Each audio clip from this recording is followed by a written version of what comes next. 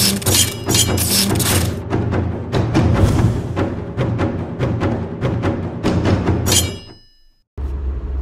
everybody, this is NinjaGaijin, and today we're going to go on to episode 3. I'm going to run out of fingers eventually, but basically today's episode is going to be all about life in rural Japan. Basically, if you look outside the window, I mean right now you can see some houses and stuff like that, but I live very rural, very countryside Japan. I'm actually driving to work right now. It takes me about an hour to drive to work, which is unfortunate, but it is what it is. Living in rural Japan. So I live smack dab in Hyogo, basically surrounded by mountains in a bowl. And I can tell you that when I first got here, I was a little bit overwhelmed. Just by the amount of nature and the lack of people. I live in a small city. It's something like 40,000 people. And it's a pretty large area. There's no colleges. There's a few high schools, but by and large, when people are graduating, like high school, they tend to leave. And most don't come back. And honestly, I can't blame them because there's really not much to do. When I first got here in Japan, I did a lot of going to like pachinko parlors and a lot of UFO catchers. You know, that claw machine game. I did a lot of that because simply, quite frankly, there was not much else to do. But now, after living here for about 6 years, I can tell you I have a newfound appreciation for nature. And it's very soothing to kind of like look at. My area is well, I don't have to ever worry about tsunamis because I'm landlocked right in the middle. I don't have to really worry about earthquakes. Excuse me. You know, the big earthquake in March 2011 that shook northern Japan and a lot of people lost their lives. Like in my area, I didn't feel it at all.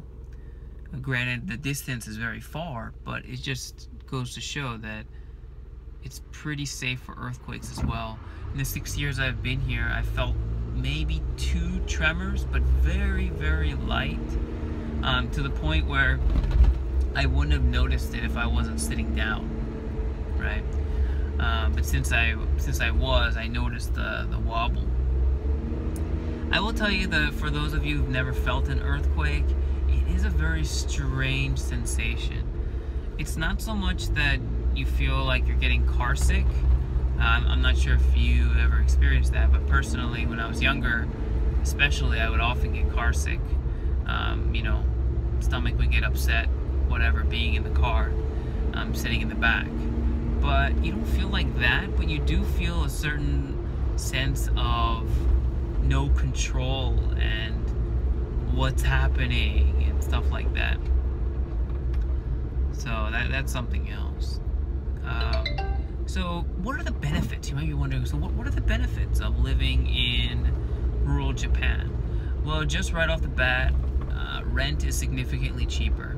So for example, I rent a 2-bedroom apartment with a kitchen and dining room, all inclusive, for something about 60,000 yen or something like that a month. If I wanted to get something like that in the bigger cities, which closer, bigger cities would probably be like Osaka or Kobe, then you're talking more than double, maybe even triple that. So yeah, really expensive to live in the urban parts of Japan, or bigger cities. Another thing you notice is the supermarkets. The supermarket prices are actually higher in the bigger cities. My rationale for that is probably because since there's a lot of people, they're not very price sensitive. You know, they know that whatever the price is going to be, there's still going to be a significant amount of people who are willing to buy it, right? So that's one thing. That's another thing. So things are more expensive in the bigger city. One personal faux pas, I think I'm using that correctly, is I really don't like using public transit very much. Now, I know everyone basically touts and says like the public transportation in Japan is phenomenal, and you're absolutely right. It's almost always on time, it's very fast and convenient most of the time. But personally, I rather just drive. I like the freedom associated with driving, and I like knowing that wherever I go, it doesn't necessarily have to be just the destination. I can stop anywhere I want, I can take a detour, etc. But with a train, it's very fixed. Yes, you can change trains, etc. But some places are just simply inaccessible, or they'll add hours on your commute if you take the train versus driving. So just another thing. If I lived in a bigger city though, I wouldn't be able to drive because parking spots in the bigger cities are extremely expensive. Like, you'd be paying more for a parking spot than I pay for my rent every month. Like, that's pretty crazy. So let's recap. Rent's more expensive, food's more expensive, commuting is less or more convenient depending on how you look at it. Granted, if you do live in the bigger cities and you just want to travel local, like within the city limits, then I can argue that yeah, the trains are awesome because you don't have to pay for a car, you don't have to pay for taxes on your car, gasoline, etc. And there's always the added benefit of getting a nice exercise, right, while you're walking and, you know, biking around the city. Some other big differences is, well, the people in general. I find that people in the rural areas are more friendly. They're more easygoing. Time feels just slower.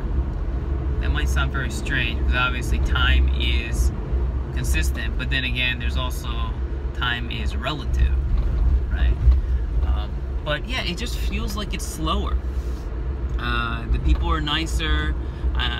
Living in the Inaka or the rural Japan, I've gotten all sorts of gifts from local farmers, like bags of rice or vegetables or, you know, whatever, you name it, which is just awesome. I know I wouldn't get that in the urban areas of Japan. Excuse me. So that's another thing. The people tend to be nicer here.